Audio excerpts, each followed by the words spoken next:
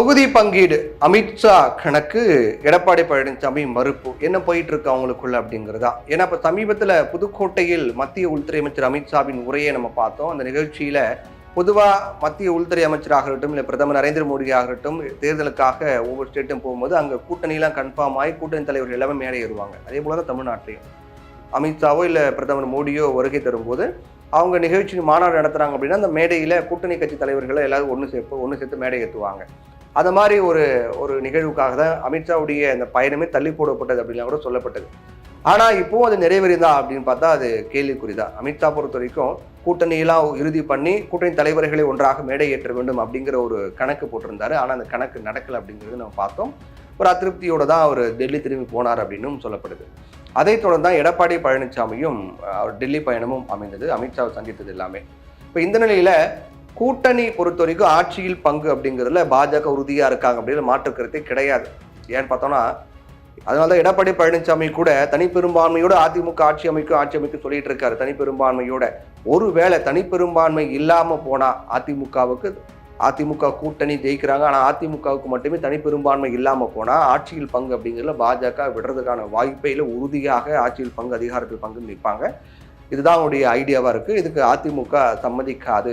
அதிமுகவுடைய எண்ண ஓட்டம் அதுக்கு மறுப்பு அப்படிங்கிறது தான் இருக்கு. அப்போ 2026 சட்டமன்ற தேர்தலை மனதில் வைத்துதான் கடந்த 2021 தேர்தலில் அவங்க என்டிஏ கூட்டணிக்குள் இருந்த எல்லா கட்சிகளையும் மீண்டும் கொண்டு வரதுக்கு பிளான் பண்ணியிருக்காரு மத்திய உள்துறை அமைச்சர் அமித்ஷா. அப்படி கொண்டு வந்து திமுக ஆட்சி வீழ்த்த வேண்டும் அப்படிங்கிற திட்டத்துல பாஜக ரொம்ப தீவிரமாக செயல்பட்டு வரதை நம்ம பார்க்கிறோம். அதுக்காக தான் பல கட்ட முயற்சிகளையும் அந்த கட்சி மேற்கொண்டு வராங்க ஒன்று சேர்க்கறதுக்காக. ஆனா அதிமுகவினுடைய பொதுச் செயலாளர் எடப்பாடி பழனிசாமி சில அரசியல் சிக்கல்கள் காரணமாக பாஜக வகுத்திருக்கக்கூடிய செயல் திட்டங்களுக்கு முழுமையாக ஒத்துழைக்காமல் நழுவிக்கொண்டே இருப்பதாக அரசியல் வட்டாரங்கள்லாம் சொல்லப்படுகின்றது. இதனால என்ன ஆகுதுன்னா அதிமுக பாஜக கூட்டணி இன்னும் ஒரு முழுமையான வடிவத்தை எட்டி இருக்கிறதா அப்படிங்கிற கேள்வியும் ஒரு பக்கம் முன்வைப்பதற்காக ஒரு பாயிண்ட் இருக்கு. ஏன்னா இன்னும் தொகுதி பங்கீடு கூட்டணி உறுதியாச்சு. நீங்க பார்த்தீங்கன்னா ஏப்ரல் மாதமே கூட்டணி கன்ஃபார்ம் ஆச்சு. கடந்த ஏப்ரல் மாதமே கிட்டத்தட்ட தேர்தலுக்கு ஒரு ஆண்டுக்கு முன்னாடியே கூட்டணி கன்ஃபார்ம் ஆச்சு. ஆனாலும் அதுக்கு பிறகு அதிமுக பாஜக ஒன்றாக இணைந்து செயல்பட்டாங்க பார்த்தா கேள்விக்குறிதான். இப்போ தேர்தல் நெருங்கி இருக்கிறது. இப்போ மேடை ஏறி அமித்ஷாவை பார்த்துக்க வேண்டிய எடப்பாடி பழனிசாமி பார்க்காம தமிழ்நாட்டுக்கு வந்த பிறகு கூட எடப்பாடி பழனிசாமி அமித்ஷாவை சந்திக்காம இருந்திருக்காரு.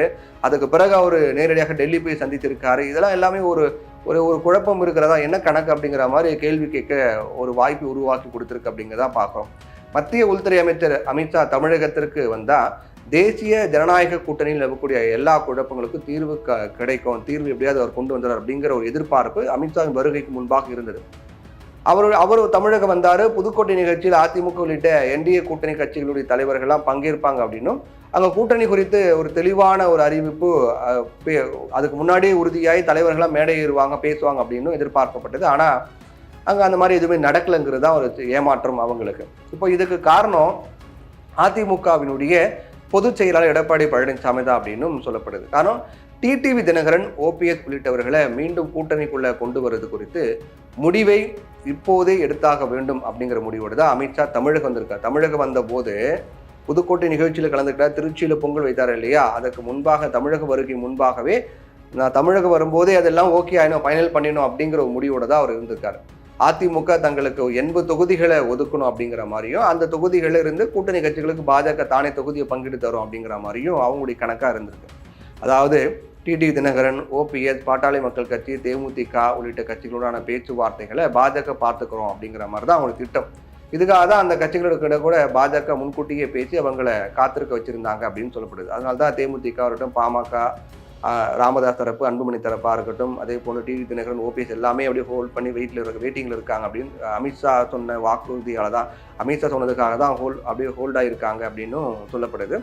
ஆனா இப்ப நடக்கக்கூடிய இந்த நிகழ்வுலாம் பார்க்கும்போது கூட்டணியை உருவாக்க வேண்டிய ஒரு நெருக்கடி ஏற்பட்டிருக்கு. ஏன்னா நாட்கள் நெருங்கிட்டே இருக்க சமயத்துல இன்னமும் கூட்டணி கன்ஃபார்ம் பண்ணாம இருந்தா அது மிகப்பெரிய ஒரு சர்ச்சையை ஏற்படுத்துறதுல மாற்றுக்கிறது கிடையாது. இப்போதைக்கு அதிமுக பாஜக கூட்டணி பிறகு பாமக அன்புமணி தரப்பு தான் இப்போ இணைந்திருக்காங்க அப்படிங்கிறதும் அவங்க தான் மிக முக்கியமான ஒரு நபராக இருக்காங்க, ஒரு டீமாக இருக்கு அப்படிங்கிறதும் பார்க்குறோம். அப்போ இதுதான் பல சர்ச்சைகளுக்கு ஏற்படுத்த வாய்ப்பை உண்டாக்கி கொடுத்துருக்கு அப்படிங்கிற பார்க்க அந்த கூட்டணி அலைன்ஸ் வந்து இன்னும் அமித்ஷாவே எதிர்பார்த்த அளவுக்கு முடிவு பண்ண அளவுக்கு அமையல அப்படிங்கிறது தான் யதார்த்தமா இருக்கு. அதிமுக பொறுத்த வரைக்கும் அவங்க ரொம்ப தெளிவாக சொல்லிட்டாங்க. ஏற்கனவே பொதுக்குழு கூட பார்த்தீங்கன்னா கூட்டணிக்கு தலைமை அதிமுக தான், எந்த கட்சிகளை கூட்டணிகளை சேர்ப்பது அப்படிங்கிறது எடப்பாடி பழனிசாமி தான் முடிவு செய்வார் அப்படின்னு தீர்மானங்களாம் முன்கூட்டியே அவங்க நிறைவேற்றிருக்காங்க. அதுக்கெல்லாம் காரணம் இதனால தான் இப்படி ஒரு நிலைமை வரும் அப்படிங்கிறதுக்காக தான். ஆனால் மீண்டும் இதே மாதிரியான பேச்சுவார்த்தைகள் வளர்ந்துவிடக் கூடாது அப்படிங்கிறதுக்காக அமித்ஷாவை நேரில் சந்திக்க எடப்பாடி பழனிசாமி போகாமல் இருந்திருக்கார் அப்படின்னும், இரண்டாம் கட்ட தலைவர்களை மட்டுமே அனுப்பி வைத்து பேச வச்சிருக்கார் அப்படின்னு சொல்லப்படுது. எடப்பாடி பழனிசாமி எதிர்பார்த்தது போலவே தினகரன் மற்றும் ஓபிஎஸ் தொடர்பான விவகாரங்களையே அமித்ஷாவும் அதிமுகவும் இரண்டாம் கட்ட தலைவர்கிட்ட பேசியிருக்காரு அப்படின்னு சொல்றாங்க. அப்போ அந்த விவரங்கள் உடனடியாக பழனிசாமிக்கு கன்வே பண்ணியிருக்காங்க. ஆனா அமித்ஷா வைத்த சில நிபந்தனைகளுக்கு எடப்பாடி பழனிசாமி சம்மதிக்கல அப்படின்னும் சொல்லப்படுது.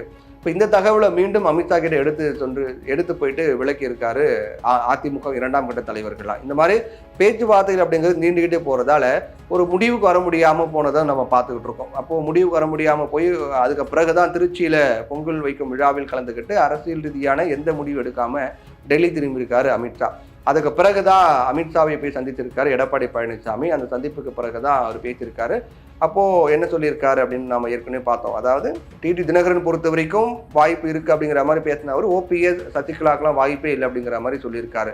அப்போ இதனாலதான் இந்த விவகாரத்தை பொறுத்த வரைக்கும் கூட்டணி அப்படிங்கிறது பெரிய அளவில் அமைக்கணும் அப்படிங்கிறது பாஜகவுடைய பிளான், அமித்ஷா அவருடைய திட்டமாக இருக்கு. ஆனால் எடப்பாடி பழனிசாமி அதாவது சில வளைவு சுழிவுகள்லாம் நுணுக்கங்கள்லாம் பார்க்கறதுனால அந்த கூட்டணி அவங்க எதிர்பார்த்த அளவுக்கு பெரிய கூட்டணி அமைவதில் சிக்கல் இருக்கு. அது எப்போது தீர்க்க போறாங்க அப்படிங்கிறது தான் பெரிய எதிர்பார்ப்பாக அதிமுக தொண்டர்களுக்கும் பாஜக தொண்டர்களுக்கும் இருக்கிறத நம்ம பார்க்குறோம்.